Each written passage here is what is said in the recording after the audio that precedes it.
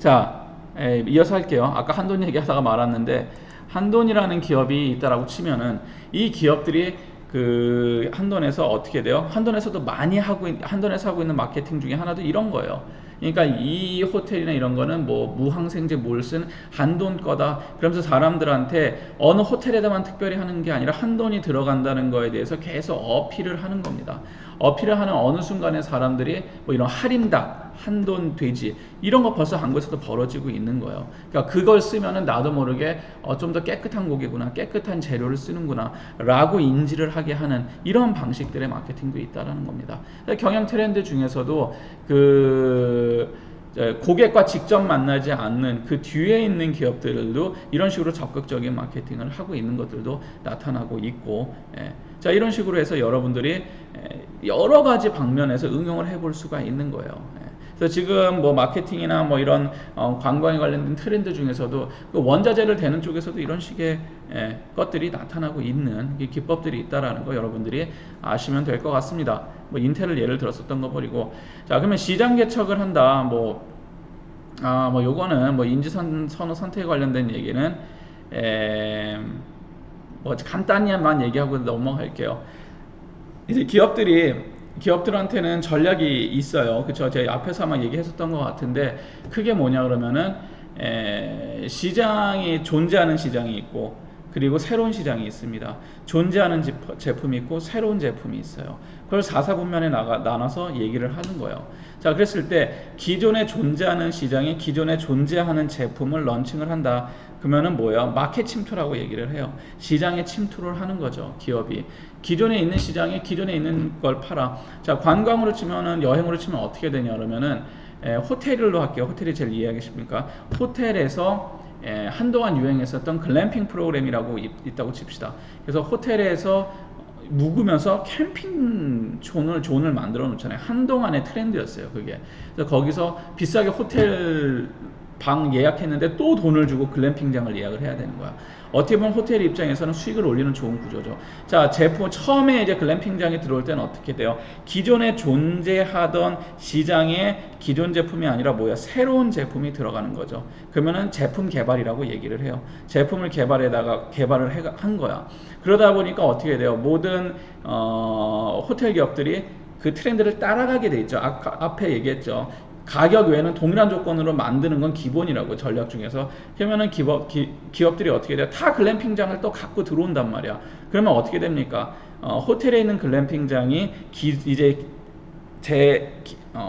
기존에 이제 존재하는 이그지스티드 프로덕트가 되죠. 존재하는 제품이 된단 말이야. 존재하는 시장, 존재하는 제품. 그러면 뭐냐면은 마켓 침투라 그래서 결국 우리가 더 저렴한 가격이나 아니면 더 다른 서비스나 이런 걸로 마켓을 어떤 식으로 파고 들어가야 된다는 거예요. 그런 전략을 사용하는 것이고, 아까 없는 것을 갖고 오는 거는 시장에 있지만 아직도 아무도 하지 않은 서비스. 그건 제품 개발에 관련된 전략이에요. 쉽게 해서 글램핑장 같은 거라고 보시면 돼요. 반면에 새로운 시장이 있어요. 새로운 시장인데 동일한 제품이 있습니다. 예를 들면 호텔에서 하는 조식 서비스라는 건 동일한 제품 서비스죠. 근데 새로운 시장에 진출해. 그러면 어디요? 해외로 진출하는 거예요. 쉽게 얘기하면. 해외에서 진출하는데, 해외에도 조식 시장이 있잖아. 그럼 어떤 거예요? 그게 해외에서 진출을 할 때, 예를 들어서 뭐 호텔 서비스가 주로 발달하지 않았던데 이런 데로 진출하는 거예요. 그게 뭐라고 얘기하면 시장 개척이라고 얘기를 합니다. 시장 개척. 근데 시장 개척의 가장 핵심은 뭐냐면은 기성에 존재하는 제품이에요. 여러분들이 중요하게 생각할 게, 마케팅이나 경영에서 시장 얘기를 할 때 항상 생각할 거는, 시장은 존재하는 시장이 있고 새로운 시장이 있고, 그리고 시장에는 어떤 게 있어요? 제품이나 서비스가 있잖아요. 제품이나 서비스도 존재하는 것이 있고 새로운 것이 있다라고 생각하시면 됩니다. 근데 여기서 말하는 시장 개척이라는 것은 무엇이다? 존재하는 기존 제품이나 서비스가 새로운 시장에 들어가는 것을 뜻해요. 그러면 존재하지 않는 그 제품이나 서비스, 새로운 제품이나 서비스를 새로운 시장에다 런칭하는 거는 신제품 개발이에요. 그거는. 그래서 그건 NPD라고 그래요. New Product Development라고 그래갖고, 없는 제품이 새로운 시장을 창조를 해내는 거예요. 대표적인 예 같은 게 테슬라 모터스 같은 거죠. 테슬라 자동차.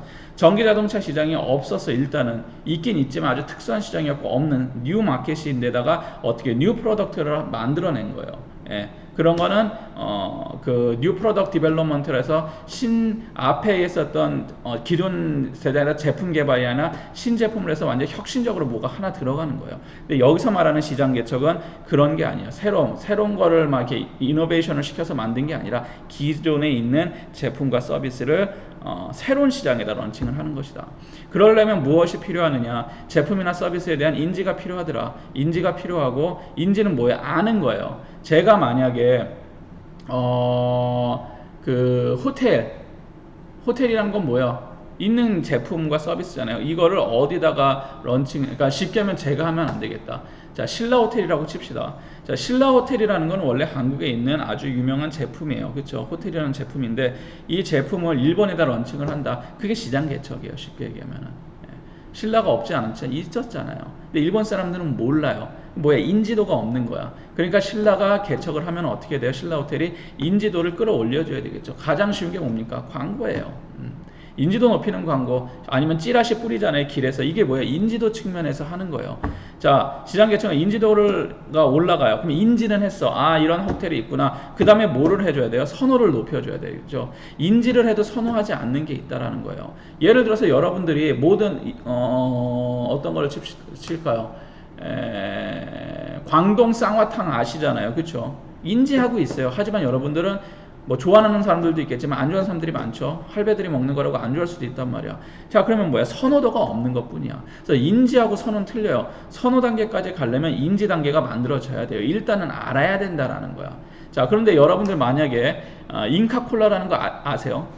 잉카콜라라는 거 아는 학생들도 있고 모르는 학생들도 있고. 잉카콜라가 유일하게 F&B 시장에서 코카콜라하고 펩시콜라를 누르고 콜라 시장에서 1, 2를 하는 제품 중에 하나. 어디서요? 페루에서 그 콜라 산업 중에서 시장 점유율 1위는 잉카콜라예요. 그 이상하게 누르스름한 색깔 나는 콜라 있거든요. 맛 좀 특이하게 생긴 거. 한국에서도 팝니다. 남대문 가면. 자, 그런데 잉카콜라 한국에서는 알아요, 몰라요? 대부분 몰라요. 뭐예요? 아예 인지도 자체가 형성이 안 된 거예요. 예.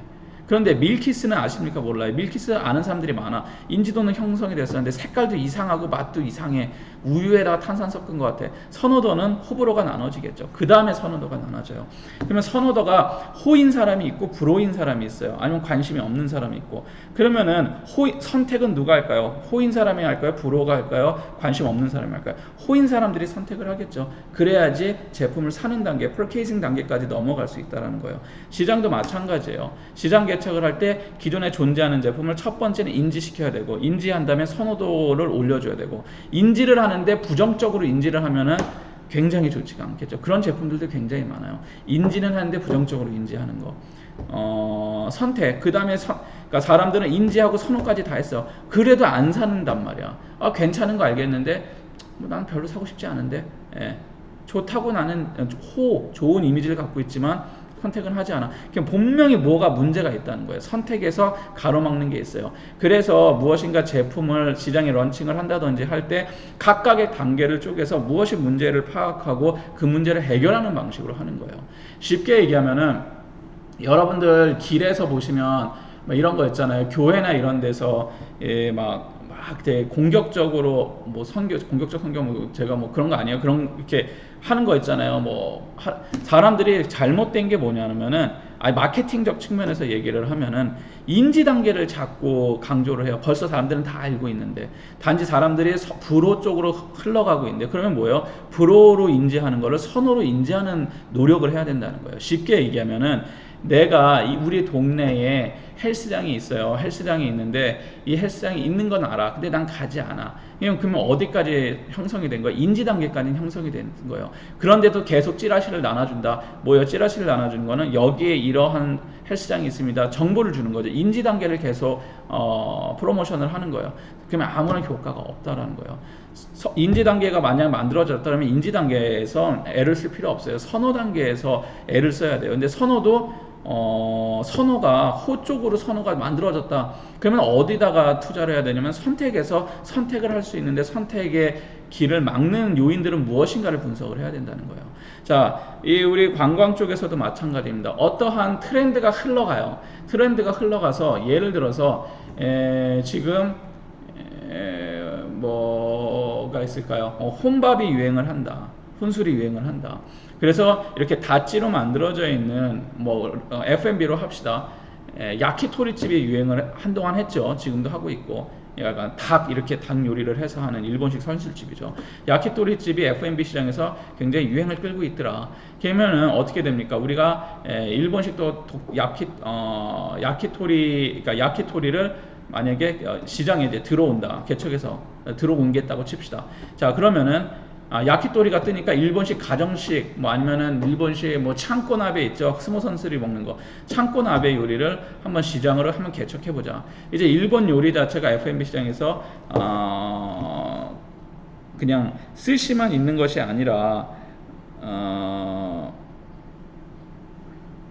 잠시만요.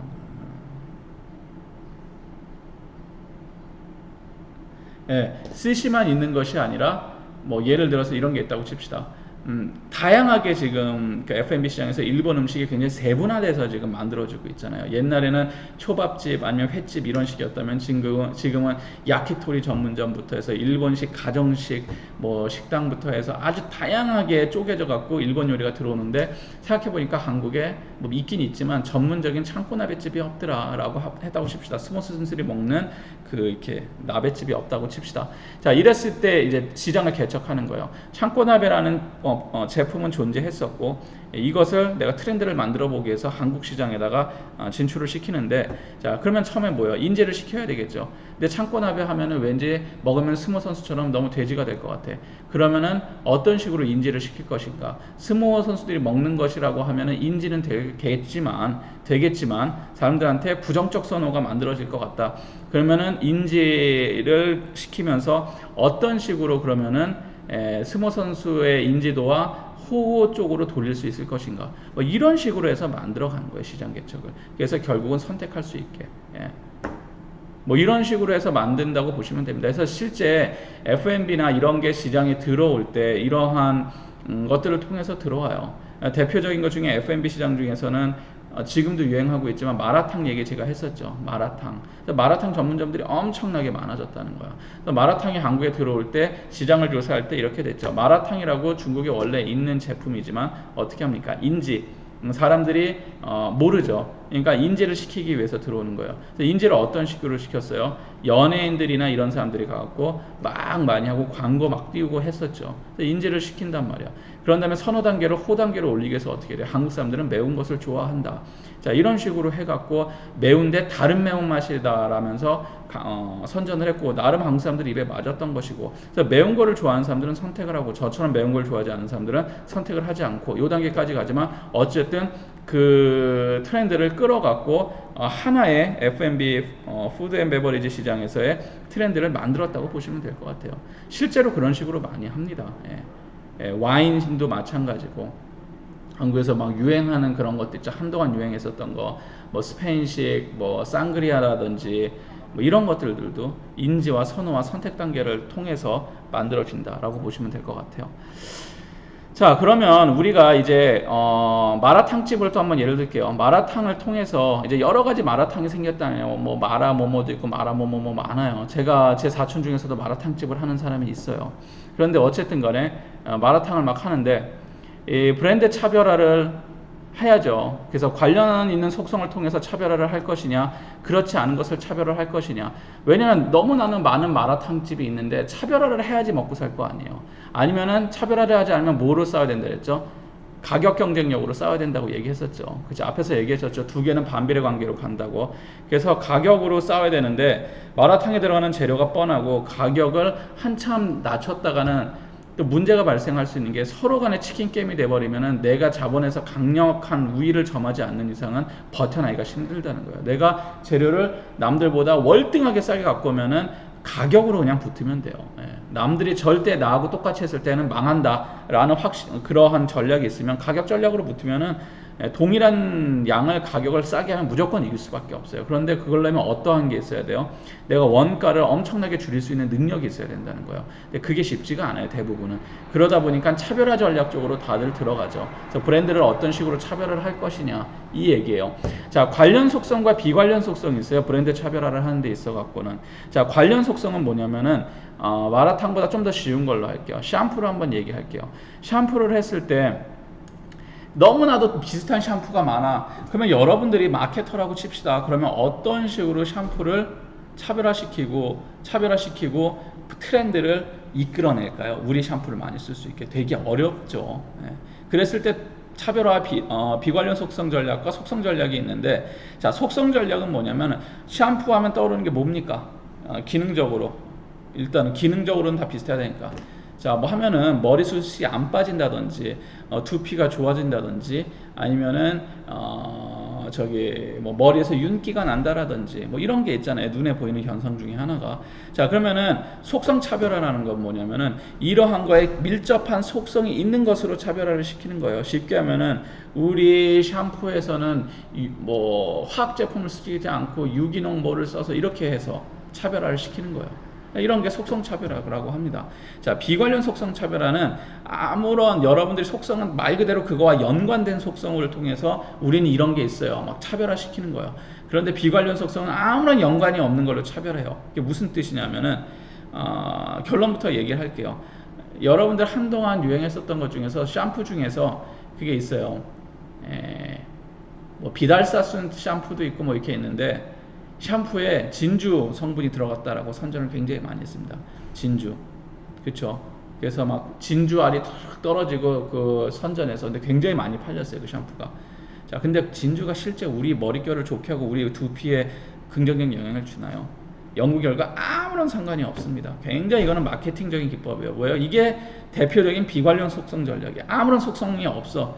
진짜 머릿결하고 샴푸하고 아무런 관련이 없는 진주를 집어넣는 거예요. 이 제품의 속성에다가. 근데 진주가 갖고 있는 건 뭡니까? 뭔가 진주라 그러면은 진주처럼 반짝거리고 매끌거리고 할 수 있는 아무런 열광성 없는, 아무런 이성적인 작용을 하지 않는 그러한 연결고리가 만들어진다는 거예요. 무섭게도 실이. 그래서 그렇게 되면 사람들이, 제가 뭐라 했습니까? 처음에 브랜드라는 건 뭐예요? 귀찮기 때문에 아주 심플하게 사람들이 그 제품 하나를 그걸로 그냥 고정시켜 버리는 거라 그랬었죠. 너무 선택이 많기 때문에 복잡한 정보 다 뭉뚱그려서 하나로 퉁치는 거랬죠. 그게 뭐가 돼요? 브랜드의 독특함이 만들어져요. 진주. 이 샴푸는 진주 샴푸래. 독특하죠. 아무도 안 했을 땐 독특하죠. 남들도 다 진주 넣었다 그러면 이제 그때부터 독특함이 없지만 처음에 들어갈 때는 독특한 거예요. 브랜드의 독특함은 소비자 목적하고 관련이 있는가? 아무런 관련이 없어요. 실제로는. 브랜드가 독특하다고 소비자가 머릿결이 좋아지는 거하고 연관성이 있는가? 논리적 연관성은 아무것도 없습니다. 하지만 뭐가 만들어지면 가치 선호라는 게 만들어져요. 되게 신기하게 실이. 그러니까 사람이 그만큼 이성적이지 않은 거예요. 그러니까 무슨 얘기냐면은 진주 샴푸라는 독특함이 있어요. 근데 사람들은 샴푸는 향기 좋고 머릿결 좋아하고 이런 목적은 있어. 말로는 목적이 있어.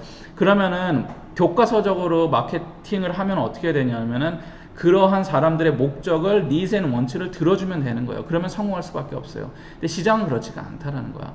목적하고 관련이 있냐? 없습니다. 없는데 사람들은 단순하게 샴푸 진주, 그럼 내 머리카락 진주처럼 반짝임, 이런 식으로 가치 선호를 하게 되는 거예요. 그러면은 이 샴푸는 진주하고 진주 같은 샴푸라고 인지를 해요. 동시에 진주 갖고 있는 긍정적 속성을 내 머릿속에 다 집어넣어 버린다는 거예요. 자, 그래서 실제 경험을 통한 가치 확인하는 게 있어요. 자, 이게 뭐냐면, 그래서 머리를 감았는데, 잘 보세요. 진주라는 것만 했지만 들어가 있는 제품은 뭐라 그랬었죠? 제가 제품이 갖고 있는 가치는 비슷하다 그랬었죠. 그러니까 기능적인 건 비슷해요. 그러다 보니까 해보니까 실제 했는데 특별히 나쁘진 않아. 그러면은 플래시보 효과 때문에 좀 더 좋게 느껴져요.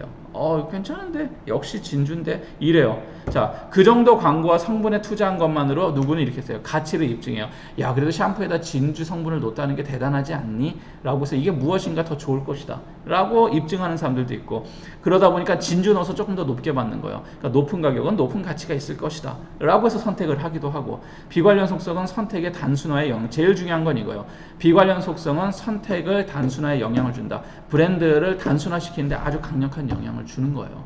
그래서 많이 쓰는 것들이 뭐예요? 꿀이라는 성분을 많이 쓰죠. 꿀이 갖고 있는 긍정적 이미지를 차용을 해오는 거예요. 예. 자, 이런 식으로 원래 마케터들이 활동을 합니다. 사기친다고요. 예. 원래 그래요. 예. 마케팅이라는 게 어떻게 보면은 오직 진실만을 전해주진 않습니다. 예. 그래요, 실제로. 예.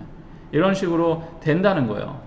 그래서 사람들이 어떻게 돼요? 그런 제품을 훨씬 더 쉽게 인지를 해요. 그래서 머리에서 꿀 떨어지고 이러면은 꿀하고 원래 머리하고 물론 어느 정도의 영향이 있지만 그 정도 성분도 같고 특별하게 그 차별화가 되지는 않아요. 하지만 사람들한테 어떻게 돼요? 브랜드를 인지하는 데 있어서 굉장히 단순화의 영향을 지키고 모든 건 다 단순화예요. 복잡하면 안 돼요. 소비자는 귀찮습니다. 그래서 아주 단순화 시켜갖고 선택을 하는데 긍정적 영향을 준다. 이게 바로 그 유명한 비관련 속성 전략이라는 거예요. 그래서 호텔들 같은 데서도 보시면은 여러분들이 호텔 브랜드를 만든다든지 그랬을 때 저기 서울에 카푸치노 호텔이라고 있어요. 누가 보면 어처구니 없어요. 왜 호텔 이름이 카푸치노야? 이렇게 생각할 수도 있는데 이런 것들도 어떻게 보면 하나의 비관련 속성 전략 중에 하나예요. 브랜드 만들어내는 거. 카푸치노가 갖고 있는 무엇인가의 이미지를 전달을 하겠죠. 그리고 브랜드 중에서 여러분들 BBQ 같은 브랜드 보시면은 BBQ 레몬인지 라임인지 뭐 이렇게 있어요. 예. 그 이유가 뭐예요? 레몬 넣는다고 맛있습니까? 아니죠. BBQ라는 튀김닭이 갖고 있는 그 느끼함을 뭐예요? 레몬이란 브랜드를 하면서 기억하기 쉽고 BBQ 레몬 심플하고 상큼하고 느끼하지 않다라는 걸로 갖고 간 것 같아요. 굉장히 그런 게 많아요. 대표적인 것 또 하나 뭐 있습니까? 여러분들이 매일 절대 떨어뜨려 놓고 살 수 없는 거 카카오톡. 왜 카카오가 들어가요? 톡에. 전형적인 비관련 속성 전략이에요. 카카오. 예, 이름 지을 때도 이런 게 들어간다는 거야. 카카오하고 뭔 상관이 있어? 예, 그 채팅 프로그램하고 카카오고.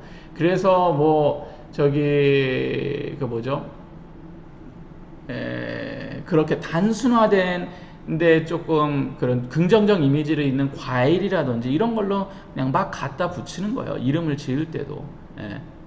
실제 뭐 프로그램이나 아니면 어떤 제목을 짓는다든지 아니면 새롭게 만드는 무엇인가에 대한 서비스라든지 자 이랬을 때 뭐 브랜드도 어떠한 트렌드가 있냐면 이런 트렌드가 있는 거예요. 비관련 속성이 요즘 갈수록 굉장히 강해지는 그러한 스타일이 있고 그러한 이유는 뭐냐면 너무 많은 제품군에 대한 복잡함 때문에 단순화시키기 위한 뭐 그러한 노력이 들어가기도 하고 자 뭐 이런 식으로 여러분들이 보시면 될 것 같습니다. 호텔도 마찬가지고 F&B 서비스도 마찬가지요. 푸드앤베버리지 마켓도 지금 너무 많아요. 포화 상태고 너무 복잡해요. 복잡하다 보니까 이 브랜드에서 무엇인가를 이렇게 단순화하는 작업들이 필요하고 경영 측면에서는 이러한 쪽으로 굉장히 많은 것이 지금 진행되고 있고 이용되고 있고 이렇게 보시면 될 것 같습니다. 그래서 아까 말했던 BBQ 레몬이라든지 아니면은 이게 뭐죠? 뭐 하여튼 뭐 제일 많이 쓰는 게 그런 거예요. 과일 많이 갖다가 사용하는 전략들 뭐 이런 거. 그래서 단순화시키는 뭐 이런 게 나타나고 있다라고 보시면 될 것 같습니다. 자, 그래서 이제 그 다음에 자, 이 앞에서 이제 쭉 해서 얘기했었던 거는 우리 트렌드 중에서 이제 기업들이나 이런 데서 이제 나타나는 이제 브랜드라든지 경영 전략이나 이런 거에 대한 기본적인 걸 얘기했어요. 그래서 초창기에 얘기했었던 커다란 측면에서는 뭐 M&A라든지 아니면은 그 통합에 관련된 얘기라든지 이런 얘기를 쭉 했었었고 자, 앞에서 쭉 이제 여러 가지 기업 얘기를 하다가 이제 마케팅적인 측면을 좀 넘어와서 자, 어쨌든 간에 기업 입장에서는 경쟁에서 앞서가는 거예요. F&B 기업이던 호텔, 어코모데이션 컴퍼니던 얘네들도 호텔 사업이던 경쟁에서 이겨나는 것이고 경쟁에서 이겨내기 위해서 뭘 하죠? 유행을 만들 건데 유행이 트렌드는 아니라고 그랬습니다. 유행에 대한 가치가 있고 유행 가치보다는 기능적 가치가 중요하고 결국은 유행이 돌기 시작하면은 고객들은 뭐를 따라간다? 어떤 게 기능이 더 좋다를 따라가요. 그러면 기업들은 어떻게 돼요? 가격 외에는 다 동일화시킨다 그랬죠. 그러면 기능적인 게 또 비슷해져요. 그러면은 소비자들은 뭘까요? 감성적 가치를 따라갈 수밖에 없고 결국 감성적 가치를 따라가다가 보면은 어떤 리딩 컴퍼니가 생기는데 그 기업이 갖고 있는 게 그 시장의 표준으로 자리 잡게 되고 트렌드가 흐르다가 결국 뭐가 돼요? 표준이 잡게 되고 그 얘기를 이제 지난 시간부터 지금까지 쭉 하게 된 거예요. 예. 그래서 여러분들 잘 생각해 보시면 F&B 컴퍼니 중에서 가장 대표적으로 성공했다는 스타벅스 자 테이크어웨이 커피, 테이크아웃 커피 이런 커피들의 가장 표준은 뭐예요? 스타벅스죠. 스타벅스가 어떻게 됐습니까? 처음에 뭐 한국의 많은 기업들이 유행으로서 스타벅스를 따라했지만 스타벅스는 기능적으로 우리는 좀 더 고급지고 뭐 이런 얘기를 해서 기능적인 무엇인가를 만들었어요. 메뉴나 이런 게 다 똑같이 따라하죠. 스타벅스 기능적으로 동일해 됐어. 그러니까 커피라는 제품이 아니라 스타벅스는 문화다라는 걸로 갖고 왔겠죠. 그러면서 스타벅스가 이 시장의 하나의 표준이 된 거예요. 그래서 지금 시장에서는 기본적으로 스타벅스는 같아야지만 경쟁을 할 수 있는 기본 조건이 되는 거예요. 아니면 스타벅스에서 불합리했던 걸 완전히 다 갈아엎어갖고 새로운 걸로 런칭을 하던지.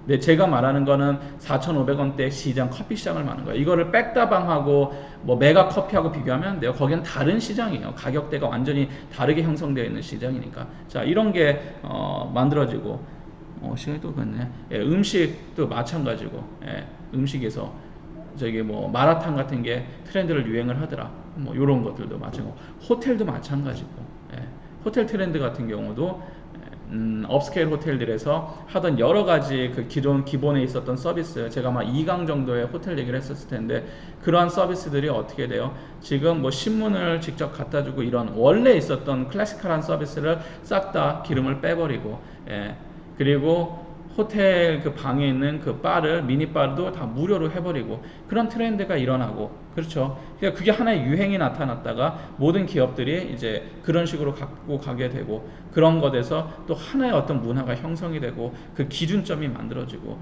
이제는 미니바는 돈 받으면 이상한 모습으로 변해갈 수도 있는 것이고, 자 이런 식으로 이제 트렌드가 일어나고 기업들이 그런 식으로 반응한다 라고 제가 얘기를 했었습니다.